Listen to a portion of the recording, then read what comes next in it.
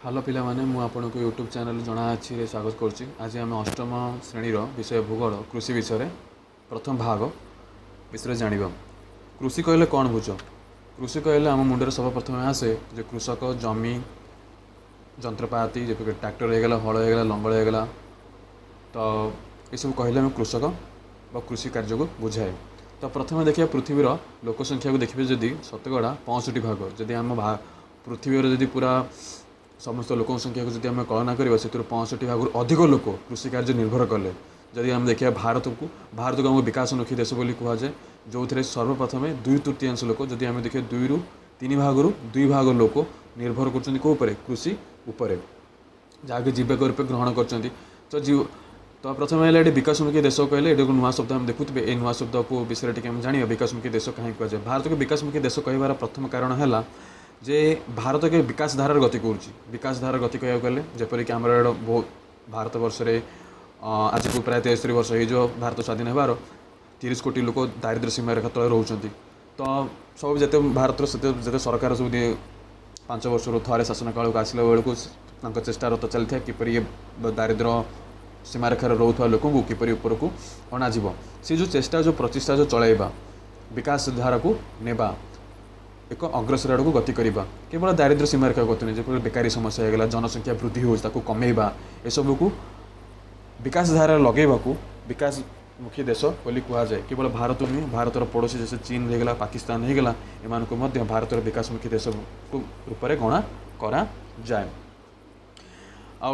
मुंड पिछा आय को प्रति वर्ष धीरे धीरे समस्त बढ़ेवा आय को वृद्धि कराइबा ये हूँ एक विकासमुखी देशर एक उदाहरण बा कहले बुझा जाए। तो आम जानू कृषि खाद्य जोगाइवाई शिल्पी कंचामाल आम जोगाई था किए कृषि खाद्य कृषि उत्पन्न जितेक शस्य रहेगा कि उत्पादन रहेगा कि कृषि संबंधी जिते वस्तु रहेगा जिते द्रव्य रहेगा तार सहित किसी तो खाद्य रूपे आम ग्रहण करूँ आ कि कंचामाल रूपे शिल्प व्यवहार हुए। तो आम आगे स्लाइड देखा कौ शिल्प कौ कंचामाल व्यवहार होची एवं कृषि कौन कौन जोगाऊँगी से आम पर स्लाइड रे जानिबा। कि सर्वप्रथम आगू को जीवा पूर्व प्रथम आम जो द्रव्य व्यवहार करुचे पृथ्वी रे जिते सब द्रव्य उत्पादन करा चाहे कृषि संबंधी हो चाहे कृषि संबंधी न भी हो संबंधी हो कि कृषि संबंधी न भी हो से जो द्रव्य आम व्यवहार करुचे तीनोटी भाग में विभक्त करा प्राथमिक प्रक्रिया द्वितीयक प्रक्रिया और तृतीयक प्रक्रिया। प्राथमिक प्रक्रिया द्वितीय प्रक्रिया तृतीय प्रक्रिया कौन ता धीरे धीरे जानिबा किंतु प्रथम देखिए प्राथमिक प्रक्रिया कौन। प्राथमिक प्रक्रिया जो कह जो द्रव्य उत्पादन करा जाए ताकू सीधा सड़क भाव में मनीष ताकू उत्पन्न करे सीधा सड़क भाव में मनीष उत्पन्न करुवा द्रव्य को प्राथमिक प्रक्रिया अंतर्भुक्त करागला। जेपरिक जमीर शस्य उत्पादन करवा नदी जलाशय मत्स्य संग्रह करवा जंगल काठ बाउंश फल झुणा। तो आम देखुचे जिते सब उदाहरण देखुचे आम जापे कौन ये मनीष कौन कर सीधा सड़क मनीषर सीधा सड़क संपर्क रोचे क्या सहित द्रव्य सहित संपर्क रोचे मनीषर सीधा सड़क संपर्क रोचे द्रव्य उत्पादन करें चाहे वो काठ हो चाहे वो मत्स्य संपद चाहे वो मत्स्य समुद्र संग्रह करूँ कि शस्य उत्पादन करूँ कि खनिर धातु उत्तोलन करूँ ये सबुत कौन हो मनीषर सीधा सड़क संपर्क रोचे तेणु आपको प्राथमिक प्रक्रिया अंतर्भुक्त करागला। तो प्राथमिक प्रक्रिया तो कृषि जातीय जिते द्रव्य रही धान हो कि गहम हो कि झोट हो तो विभिन्न प्रकार जिते शस्य जातीय उत्पादन करागला से प्राथमिक प्रक्रिया अंतर्भुक्त करा जीव कारण आम कौन सीधा सड़क भाव में द्रव्य उत्पादन करा जाउची। तो प्राथमिक प्रक्रिया तो आम बुझे तो प्राथमिक प्रक्रिया जिते मनकर प्रश्न आसो तो सागे सागे मुंडे जावा कथा सीधा सड़क आम जो मनीष उत्पादन करुच्ची प्राथमिक प्रक्रिया अंतर्भुक्त करागला। तापर द्वितीय प्रक्रिया कौन देखा देखो प्रथम प्रक्रिया कौन है मनकर सपोज प्रथम प्रक्रिया कौन कली आलू चाष कली मनकर आलू चाष कली आलू चाष कौन है मो प्रथम प्रक्रिया कौन है कहीं कौन है जेहेतु ये सीधा सड़क मुझे कौन कली निजे आलू उत्पादन कली सीधा सड़क भाव में मोर ये कौन रहा स्पन्सर रहा ताकू मुझे कौन कली आलू चाष को एवं कौन कली ना मुझे गोटे आलू फैक्ट्री को नेली बुझा बुझाऊन गोटे शिल्प को नेली आलू शिल्प को नेली से कौन कला ना विभिन्न प्रकार प्रक्रिया मध्यम आलू कौन कला आलू चिप्स बाहर कला बुझा पटाटो चिप्स विभिन्न प्रकार मार्केट में आप जानते पटाटो चिप्स बेसी परिमाण सेल जोटा छोट पिला अधिक खाई पसंद करते ये कौन कला एक प्रक्रिया मध्यम आलू को एक अन्य द्रव्य परिणत कला ଯେତେବେଳେ ଆଳୁକୁ ଏକ ପ୍ରାଥମିକ ଥିଲା ଯେତେବେଳେ ଅନ୍ୟ ଏକ ଦ୍ରବ୍ୟରେ ପରିଣତ କଲା ତାକୁ ଦ୍ୱିତୀୟ ପ୍ରକ୍ରିୟାରେ ଗଣନ କରାଗଲା ତ ଯେମିତି ମୁଁ ଟମାଟୋ ମୁଁ ଗଲି ମନେକର ଟମାଟୋ ମୁଁ ସିଧାସଳଖ ଆଣିଲି ମୋ ପ୍ରାଥମିକ ପ୍ରକ୍ରିୟା ହେଲା ତାକୁ ମୁଁ କାରଖାନାକୁ ନେଲି କି ଶିଳ୍ପକୁ ନେଲି ସେଠି ସେ ପ୍ରକ୍ରିୟା କଲା ଏବଂ ସେଠି କ'ଣ କରାଗଲା ଟମାଟୋ ସସ୍ ବାହାର କଲା ଟମାଟୋ ସସ୍ ଯେଉଁ ବାହାରିଲା ଏକ ପ୍ରକ୍ରିୟାରେ ଅନ୍ୟ ଏକ ଦ୍ରବ୍ୟ ଅନ୍ୟ ଏକ ରୂପରେ ରୂପାନ୍ତରିତ ହେଲା ଯାହାଫଳରେ ଆକୁ କୁହାଯିବ ଦ୍ୱିତୀୟ ପ୍ରକ୍ରିୟା। ତ ଏଠି ଦ୍ୱିତୀୟ ପ୍ରକ୍ରିୟା ଆଉ କିଛି ଧାନରୁ ଚାଉଳ ହେଲା ତ ଧାନ ନେଲି ମୁଁ ଚାଉଳ ସେଠୁ ବାହାର କଲି ଗହମ ନେଲି ଗହମରୁ ଅଟା ବାହାର କଲି ମାନେ କ'ଣ ଗହମରେ ପ୍ରଥମ ରୂପ ଦ୍ୱିତୀୟ ରୂପ ବାହାରିଲା ଅଟା କପାକା ଚାଷ କଲି କପାରୁ ବାହାର କଲି ତୁଳାରୁ ହେଲା ମୋର ଲୁଗା ତ ଏଠି କ'ଣ ହେଲା ତାହେଲେ ଏଠି ଆମର କ'ଣ ହେଲା ଏକ ପ୍ରକ୍ରିୟା ଯେଉଁଟାକି ଦ୍ୱିତୀୟ ପ୍ରକ୍ରିୟା ହେଲା ଯେଉଁକି ପ୍ରଥମ ପରେ ଆସୁଛି ବାଉଁଶରୁ କାଗଜ ହେଲା ତୈଳ ବୀଜରୁ ତେଲ ହେଲା ଖଣିଜ ଦ୍ରବ୍ୟ ହେଲା ବିଭିନ୍ନ ଯନ୍ତ୍ରପାତି ତିଆରି କରିବା ଇତ୍ୟାଦି ହେଲା ଦ୍ୱିତୀୟ କାର୍ଯ୍ୟକଳାର ଅନ୍ତର୍ଭୁକ୍ତ। ତ ଇଏ ହେଉଛି ଦ୍ୱିତୀୟ ପ୍ରତିକ୍ରିୟା। ଏବେ ଆଗକୁ ବଢ଼ିବା ତୃତୀୟ ପ୍ରକ୍ରିୟା କ'ଣ ଦେଖନ୍ତୁ ତୃତୀୟ ପ୍ରକ୍ରିୟା ଜାଣିବାକୁ ହେଲେ ଯେପରିକି ଆମେ କ'ଣ କଲେ ଧାନକୁ ଚାଉଳରେ ପରିଣତ କରାଗଲା ଧାନକୁ ଚାଉଳ ପରିଣତ କରିସାରିଲା ପରେ ଆମେ ଦ୍ୱିତୀୟ ପ୍ରକ୍ରିୟା ଗଲା ଏବେ ଚାଉଳକୁ ପରିଣତ କରିସାରିଲା ମୁଁ କ'ଣ ନେବି ମୁଁ ବଜାରକୁ ବିକ୍ରି କରିବି ବଜାରକୁ ନେବି ବଜାରକୁ କ'ଣ ପାଇଁ ବିକ୍ରି କରିବି ନା ବଜାରକୁ ବିକ୍ରିୟା ଦ୍ୱାରା ମୁଁ କିଛି ଅର୍ଥ ଉପାର୍ଜନ କରିବି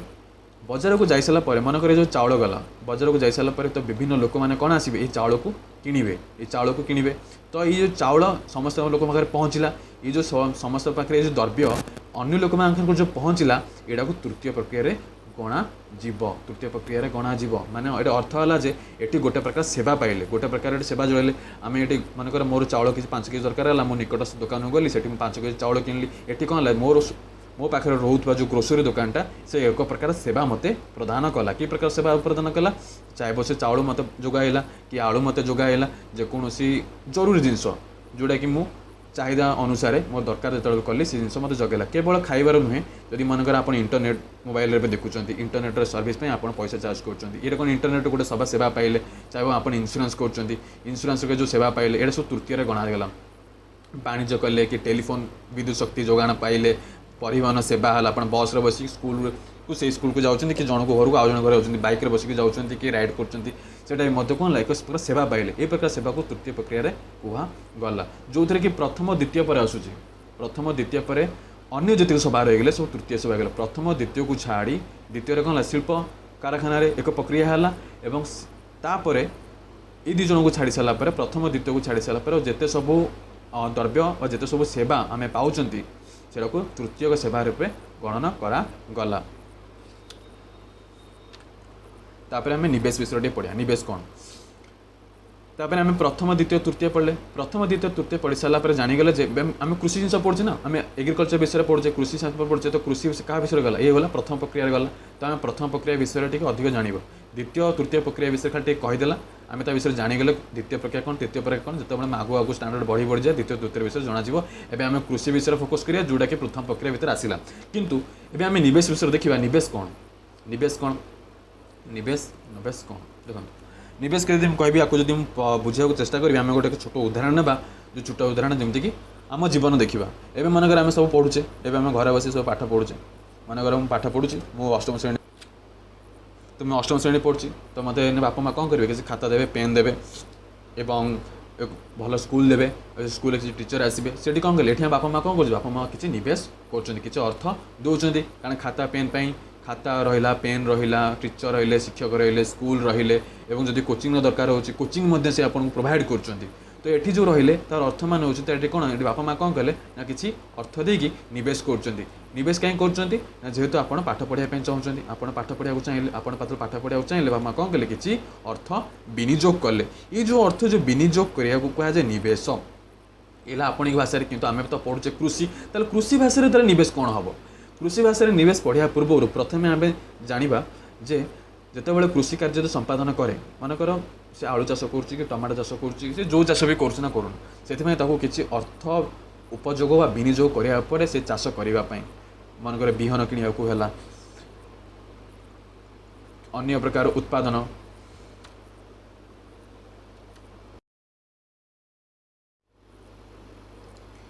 रासायनिक सार किणवा जलसेचित करवा तो सब व्यवस्था करने तो किसी अर्थ विनियोग करा पड़े जदि मनकर मोर जमी अच्छी मो जमी अच्छी ये जमी मत जलसेचन कर व्यवस्था कर मत गोटे केनाल लगे पंप लगे अच्छी से पंप भितर मत डीजेल पुरार अच्छी तो से सब करेंगे मत किसी अर्थ विनियोग करा पड़ो तापर जाकि मुझे जो चाष करी मत से चाषटा ही फल मिल तेणुक मत जो नवेश करागला से नवेश को जो अर्थ विनियोग करागला से अर्थ विनियोग करापर मत शेष गोटे उत्पादन मिलूँ एवं एठी जो निवेश कराई दी भाग विभक्त करागला गोटे प्राकृतिक निवेश गोटे मानव निवेश तो निवेश डेफिनेशन कौन लिखाई तो ये सीएचएससी बोर्ड में निवेशन देजे द्रव्य उत्पादन में व्यवहार करा आवश्यक उपादान मनकर मु जो द्रव्य उत्पादन कली एवं से द्रव्य उत्पादन रे जो व्यवहार करागला उपादान जो उपादान से लगिला से द्रव्य उत्पादन करने से कहला मोर निवेश तो मुझे देखेबी आग स्लाइड में देखा जे कौ निवेश अच्छी एवं से निवेश केते प्रकार तो ये आम निवेश है प्रकृति निवेश मानवीय निवेश कह तो प्राकृतिक निवेश तो ना जना पड़ो एभले एक निवेश जो थे कि मनुष्यर हाथ नथिबो मनुष्यर स्पर्श नथिबो तो सेटा प्राकृतिक निवेश कह प्रकृतिर सृष्टि मानव निवेश मैंने जोटा कि मानव द्वारा होती तो आम आग स्लाइड देखा यहाँ क्या बुझाऊँ तो ये देख ये गोटे आम गोटे पिक्चर देखिपे तो ये आम दुई प्रकार निवेश बनई गोटे प्राकृतिक निवेश आ गोटे मानव निवेश तो मानव निवेश तल डायग्राम देखो तल पिक्चर देखो आ मानवीय निवेश प्राकृतिक निवेश आप राइट साइड रे डायग्राम देखिपारे तो ये देखिए प्राकृतिक निवेश कौन है जमीन वृष्टिपात वृष्टिपात आम जानते कौन मानव द्वारा हो पार ना वृष्टिपात एक प्रकृतिर घटनार हुए आम जानते जल द्वारा ही जो जल वृष्टिपात हुए से कृषक अनेक रुए केवे जल हम केवे वर्षा पड़ो मुझे अनुसार मुझे चाष कार्य संपादन करी तेणु यहाँ क्या निर्भर करे यहाँ प्रकृति निर्भर करे तापमात्रा हवा तापमात्रा रहा परिमाण मोर जलवायु तापमात्रा रही से अनुसार शस्य भल से मोर अमल हो पार सूर्य किरण दरकार माटीर उर्वर अच्छी ना तो यह सब कौन है सब प्रकृति उपर निर्भर करे यहाँ को प्राकृतिक निवेश कहुए प्राकृतिक निवेश जो थे कि मनुष्यर हस्तक्षेप बिल्कुल न थाए तो यहाँ को प्राकृतिक निवेश कहला सेमती मानवीय निवेश कहुए मानवीय निवेश जोटा कि मनुष्य द्वारा है जब मनकर मत कि किसी जमी चाष कर मत लेबर दरकार किसी मजुरिया दरकार मुझे मजुरिया एकटा करी मत बड़ बड़ यांत्रिक शक्तिशाली जंत्रपाति दरकार ट्रैक्टर होगला पंप होगला कि जलसेचन करने मत विभिन्न प्रकार उपकरण होगला आनिक लगेबी विभिन्न प्रकार बिहन होगला रासायनिक सार आने लगेबी या फिर स्टोरेज बसनी मनकर जी मोर फसल उत्पादन है तो पुणी गोटे जगह रखार अच्छी कि नहीं वर्षारू कि खरार रक्षा करने तो स्टोरेज करने मत कि मत पुंजी भी निवेश करा पड़ो तो ये जो निवेश जो मानव द्वारा है तो मानवीय निवेश बोली कहगला एवं प्रकृति द्वारा जो निवेश है गला प्राकृतिक निवेश कहगला जेनेराल निवेश को इनपुट बोली कहुए बुझाऊँ बुझाऊनी तो जब मनकर न जापर तो इनपुट बोली भावे तो प्रकृति निवेश देखिले आ मानवीय निवेश देखिले तापर हम देखिए तो ये एक सारणी बनाई सारणी देखो प्राकृतिक निवेश और मानवीय निवेश भितर तो सारणी देखिपे प्राकृतिक निवेश किए गला सूर्यालोक गला उत्ताप गला भूमिर गठन गला मूर्तिका रहा वृष्टिपात रहा वृष्टिपात हम जानते वर्षा सूर्यालोक कथा जानले उत्ताप रहा जरूर कारण उत्ताप केते उत्ताप आपण रखुचंती केते उत्ताप से समय रोचे पर्टिकुलर केतोटा बहुत प्रकार शस्य अमल एमती हुए तापमात्रा निर्भर करे सडन तापमात्रा हेले ही से भल शस्य अमल करी पारंती भूमिर गठन के भाया अच्छी मनकर मु चाष करी मो भूमिर गठन देखा छोट साइज छोट अच्छी तो मुझे अधिक अमल करी ना तो मुझे जी अमल करी जो प्रकार अमल ये आ भितर फिट हो पार मुझे प्रकार शस्य ये अमल करी मूर्तिका रहा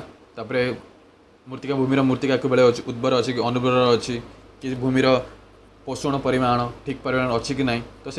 तो सब गठन एवं मूर्तिका उपरे निर्भर करे जोटा कि प्रकृति हुए जोटा कि प्रकृति ही निवेश होता है जोटा कि प्रकृति आसी था प्रकृति द्वारा ही निवेश करी आम जो उत्पादन करुचे से प्राकृतिक निवेश भितर कह तो मानव निवेश सेमती क्या कहते कृषि जंत्रपाति विहन आनला कि रासायनिक सार आनला कीटनाशक द्रव्य कौन पर आणुची कीटनाशक द्रव्य रासायनिक सार कृषि यंत्र मत उत्पाद दरकार हो उत्पाद करने सब निवेश करा तो ये कौन है उत्पाद कौन है शस्य रहा तुला रहा झोट रहा पशम रहा दूध मांस अंडा ये मोर उत्पादन दरकार किंतु उत्पादन करने पूर्व आप देखो निवेश और उत्पादन भितर एक आउ एक प्रक्रिया अच्छी जोटा कि रहा चाष कार्य विहन बुणवा कारण जब मुझे विहन किणिक रखी जब बुणबी ना ताल मोर शस्य अमल हम केमती मु कीटनाशक सिंचन आनी रखिली मुझे सिंचन करी ना तो मो फसल अमल हम ना विहन आनी रखिली कि जलसेचन सब व्यवस्था करी मु पंप्रे आनी रखिली कि पंप्रे मु पानी जलसेचित करूना तो उत्पाद हम ना तेणु निवेश और उत्पाद मध्य रहा प्रक्रिया जोटा कि मनुष्य द्वारा करा पड़े या फिर लेबर लगे करें ये प्रक्रिया होगा द्वारा ये प्रक्रिया विनियोग कले ही आप उत्पाद पाइबे तो उत्पाद कर शस्य रहा तुला कपा करी जब मुझे तुला पाइली नलिता गछ कले झोट पाइली विभिन्न प्रकार पशु कली जब मुझे पशम ता लोमरू पशम पाइली এবং ତାଙ୍କ ସେ ପଶୁମାନଙ୍କର ଦୁଧ ମାଂସ ଅଣ୍ଡା ଏବଂ ପନିପରିବା ଫୁଲ ଫଳ ଯାହା ବି ଚାଷ କରିବେ କିନ୍ତୁ ଉତ୍ପାଦ ହେବା ପୂର୍ବରୁ ପ୍ରକ୍ରିୟା କରିବା ଜରୁରୀ। ଆପଣ ମଜୁରୀ କରନ୍ତୁ କି ସେଠି ଖଟନ୍ତୁ ଯାହା ବି କରନ୍ତୁ ସେଠି କୃଷକ ନିଜର ପରିଶ୍ରମ ମୁଣ୍ଡ ଝାଳ ନ ଲଗାଇବା ପର୍ଯ୍ୟନ୍ତ जोटाकि मझीर जिनस को बुझाए से पर्यंत उत्पाद हम ना आप निवेश जिते लगातु किंतु प्रक्रिया ही आवश्यक अटे। तो निवेश और प्रक्रिया ही द्वारा आम उत्पाद सृष्टि हो पार जोटा कि कृषिर एक पद्धति कहले बुझा जाए। तो आप डायग्राम देखिपार किपरि कृषक कौन कर विभिन्न प्रकार जंत्रपाति सार विहन आणिक कौन कर जमी सिंचित सचेन करुच्ची जमी चाष करुच्चे शेष कौन हो उत्पाद आम कौन बाहर कर शस्य बाहर कपा हो कि पशम हो कि मांस हो कि अंडा हो जहाँ भी उत्पाद आप चाहते से आउटपुट बाहर तापर ये बहुत गुड इंपोर्टाट गोटे टर्म लिखाई सेन्टेन्स जोटा कि मुझे भाविली यहाँ को समस्त को जाना उचित कौन लिखाई ना केतक शस्य जलवायु क्रांतीय केतक शस्य क्रांतीय जलवायु भल भाव उत्पादित होता बेले आउ केतक शस्य उपक्रांतीय समशीतोष्ण जलवायु उत्पादित हुए।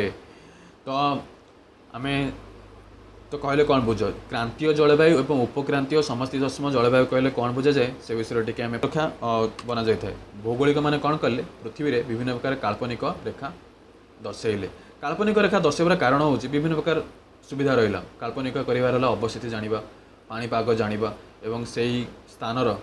स्थान भूमि रूप को भाया तो आमको कौन अक्षांश और द्राघिमार जना पड़ जाए विभिन्न किंतु मुख्य कथा समय जाना को जानापी अक्षांश द्रव्य व्यवहार कराला किंतु ये आम देखा जलवायु पुणी क्रांतीय जलवायु क्या कहुए पुणी उपक्रांतीय जलवायु क्या पुणी समशीतोष्ण जलवायु क्या कहुए कि जेनेराली कौन है पृथ्वी में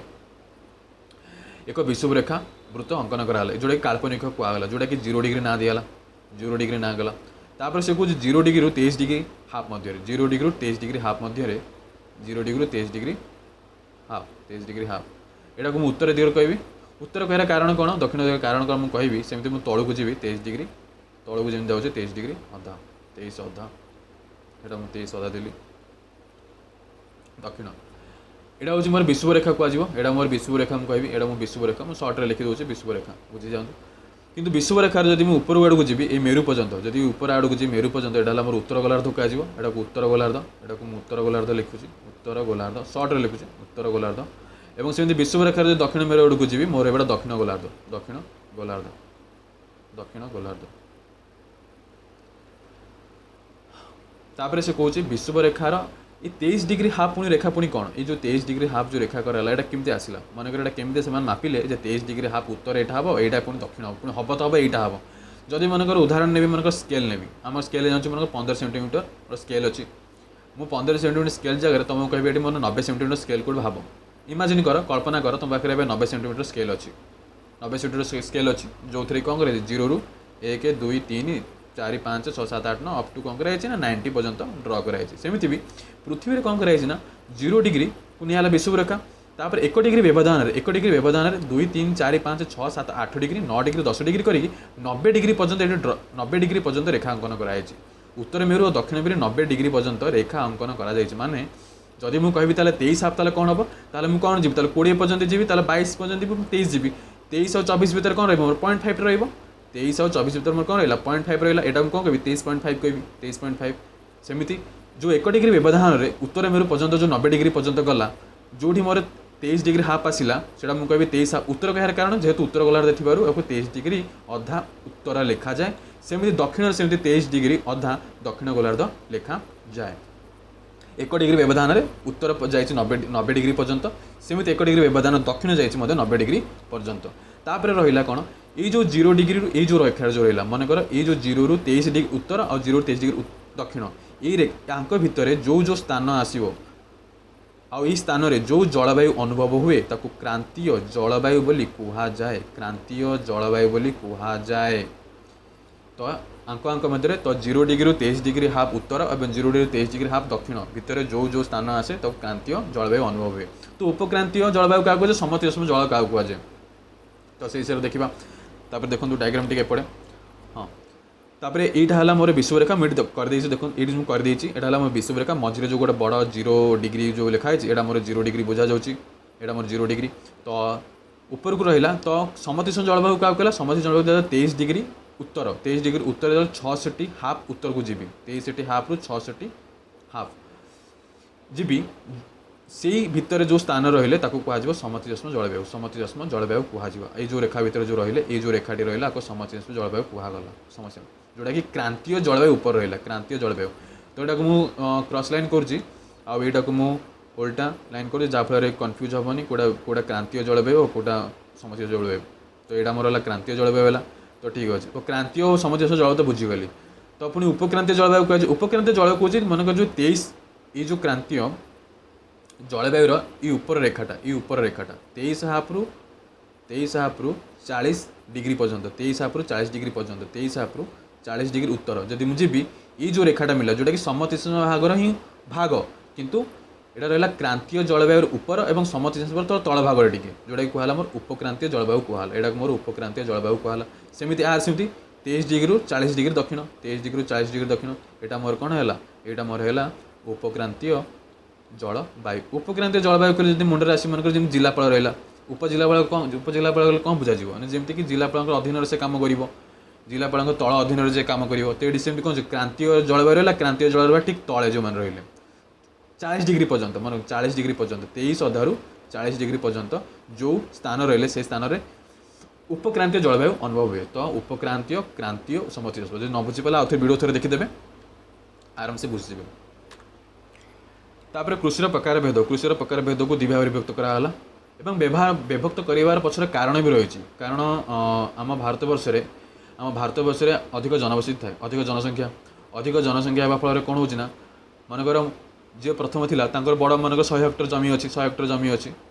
100 एकर जमी अच्छी बुझाला तापर तांकर 4टी पुआ हेले तांकर 4टी पुआ जमीटा कौन भाग करेंगे जमी भाग के 25 कर भाग करेंगे तो 25 कर भाग करेंगे तो 25 एकर होगा जमीटा आगे कौन छोट होगा ठीक अच्छे ये गोटे कारण प्रथम कारण कहली जमी छोट हुए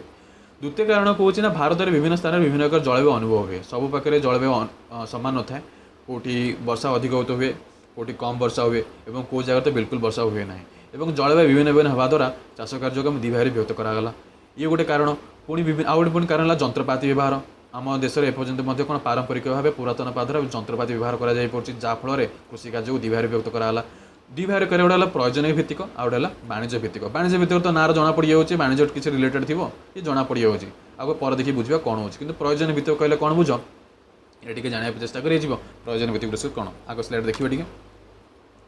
से हूँ प्रयोजन भित्तिक से एवं कृषि कार्य जो थे कि परिवार दैनंदिन खाद्य आवश्यकता पूरण हुए साधारणतः कृषकर तार परिवार जी खाइबा मनकर वर्षे 10,000 टका खर्च हो वर्षे 10,000 टका खर्च हो 10,000 जमी यदि मिलगला से संतुष्ट माने मुझे मोर जी खर्च होती मोर खर्च होती जदि मोर ये अर्थ मोर जमी मिल जाऊँगी और से मुझे संतुष्ट रोचे आउ कि बड़का रोना आउ कि मोर बड़का राशि मो पाखे उपस्थित रोना जी मु विनियोग कर अर्थ से अर्थ मो टंका मु पाई जाऊँगी आदाय तो यहाँ कह प्रयोजन भित्तिक कृषि कारण कृषक ये पारंपरिक भाव में पुरातन पद्धति चाष कै पारंपरिक पुरातन पद्धति जमी कोदाल होगा कांक होगा शाबल होगा बलद होगा हल होगा लंगल होगा ये सब पुरातन पद्धति चाष करने कहुए तो पुरातन पद्धति चाष कर सब बड़ डिमेरिट पॉइंट है जे आपन को अधिक शक्ति अधिक समय देवा पड़ो आ कम फसल उत्पादन करा एवं मुझे कहली जो मनकर बड़ जमीटी अच्छी जो 4 पुआ आसे भाग करदे 25-25 एकर आगुरी जो जड़े लोक था से 100 हेक्टर मनकर से 50,000 टका पाला 100 हेक्टर 50,000 टका पाला कि 1 लाख टका पाला कि 1 लाख टका पाला एवं 25 जन हेक्टर होगा जन के हाथ पड़गल जनक 25,000 पाँच जनक 25,000 जनक एवं समय जनक 25,000 आसो जहाँ समय मार्केट रेट चलानी जहाँ समय प्राइस वैल्यू बढ़ला धीरे धीरे धीरे कौन ना पैसार वैल्यू कमुची तो 25,000 से पाइबनी जहाँफल कौन अवस्था शोचनीय पड़े और अधिक जंत्रपाति किनापी अधिक पैसा न थाए या फिर अधिक बिहन किणवा कि राशन यूज करा पुणी लेबर आणिक लगेगा एत शक्ति सक्षम न थाए और से कौन करें ना मनकर 25,000 अच्छी तो से कौन करते से अनुसार निजर खर्च कमे दिखती और से खर्च से संतुष्ट हो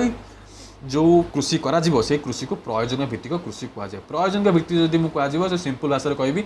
निजर दैनंदिन खर्च को उठेबा माने जन दैनिक खर्च को आवश्यकता पूरण करने को जो कृषि करे प्रयोजन भित्तिक कृषि कहुए तो ये से कौन करे अधिक अमल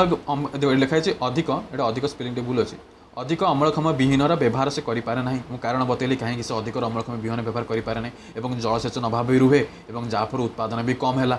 एवं से कहे तो ये कौ देश देखा जाए साधारण भारत और चीन प्रभृति देश मानक जोटा कि विकासमुखी देश कहते विकासमुखी देश क्या कहुए तो भलसे देखिए विकासमुखी देश क्या कहुए मध्य यही कृषि पद्धति व्यवहार कराए विशेषकर भारत और चीन मध्य एभलिया प्रयोजन भित्तिक कृषि जोटी केवल आवश्यकता पूरण होगला और बड़का अर्थ उपार्जन करवा कि बड़का शस्य उत्पादन करवा ताको बजार बिक्रिया कि बाहर देश को रप्तानी करवाटा ए असमर्थ थाए तो यहाँ केवल प्रयोजन भित्तिक कृषि बोली कहगला।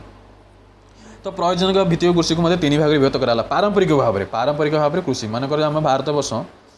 वर्ष सीना 23 वर्ष 73 इयर्स होगा इंडिपेंडेंस किंतु आम जानूँ जो सिंधु सभ्यता सिंधु सभ्यतार ही भारत सिंधु सभ्यता जो थिला सेतबेले कृषि कार्य होइके आसुची सेतबेले कृषि कार्य कारण कृषि कार्य ही आम जनबसति स्टार्ट है ना आगुरी तो लोक मैंने कौन करते डिया डिं करते ए जंगल से जंगल पुणी से जंगल हंटिंग करेंगे शिकार कर खाइबे एक जगह रही अवस्था नाला जो धीरे धीरे सिंधु सभ्यता जो 2500 ख्रीष्टपूर्व जो बसति आरंभ है से जानले गोटे जगह रहिले एवं विभिन्न प्रकार कौन कले चाषबास कले सहित विभिन्न प्रकार पशु पाइले तो सही पारंपरिक कृषि को लेकिन आज से पारंपरिक कृषि को नहीं जोटा कि आज पर्यटन भी चली जोटा कि पशुचारण गोटे स्थानांतरित आउला सहन प्रयोजन भित्तिक कृषि तो देखिए गोटे जिनस कौन ता विषय देखिए पशुचारण कौन पशुचारण कहले जना पड़े पशु किसी थी चारण कहले चारण भूमि जोटा कि आम घास कहीपर ग्रीनलैंड कहीपर ग्रीनलैंड बा घास भूमि कहीपर घास भूमि संपर्क कहीं पशु मैंने तो कौन पशु मैंने तो घास जी जांच ही तो खाइबे ना